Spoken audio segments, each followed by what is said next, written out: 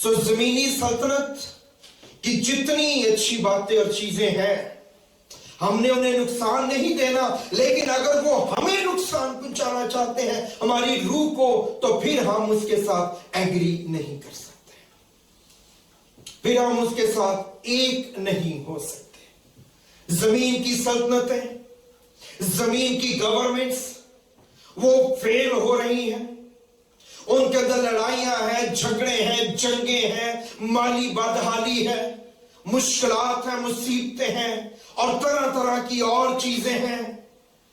लेकिन इनके दरमियान एक सल्तनत जो मेरी और आपके लिए खुदा ने बनाई है, खुदा की बादशाही, द किंगडम ऑफ गॉड,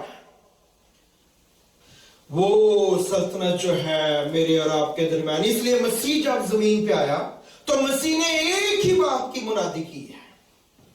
आप कहेंगे और भी बहुत, नहीं नहीं नहीं नहीं नहीं, थ्रू आउट द गॉस्पल जब आप पढ़ते हैं, उसमें से गुजरते हैं, एक ही बात की मुनादी की गई है। वो क्या है?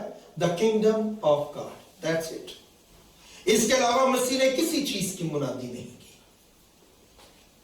जब उन्होंने अपनी मुनादी का शुरू किया, मुकद्दस मत्ती के इंजील के 4 बाब की 17 आयत, तो उन्होंने कहा तौबा करो क्योंकि आसमान की बादशाही आ गई है। उर्दू में है नजदीक आ गई है, लेकिन इंग्लिश में है it is eight hand, it is here already. आसमान की बादशाही आ गई है। और फिर उन्होंने अपने खिदमत का दौर गुजारा और वो 40 दिन तक उन्हें मुफ्ती सबूत मुहैया करता रहा कि वो जिंदा हो गया है, और वो उनके साथ मिलता रहा। और एक सब्जेक्ट जिसके ऊपर उन्होंने बात की जिंदा होने के बाद, वो कौन सा है?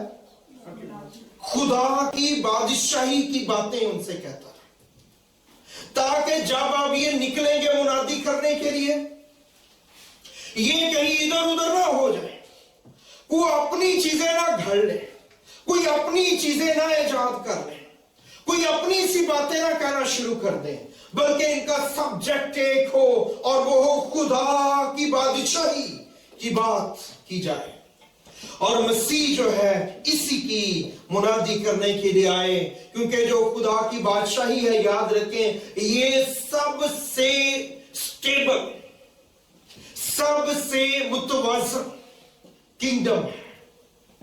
जो खुदा की बादशाही है, इसको जिंदगी में, दुनिया में, जमीन में, कायनात में कोई थ्रेट नहीं कर सकता। खुदा की बादशाही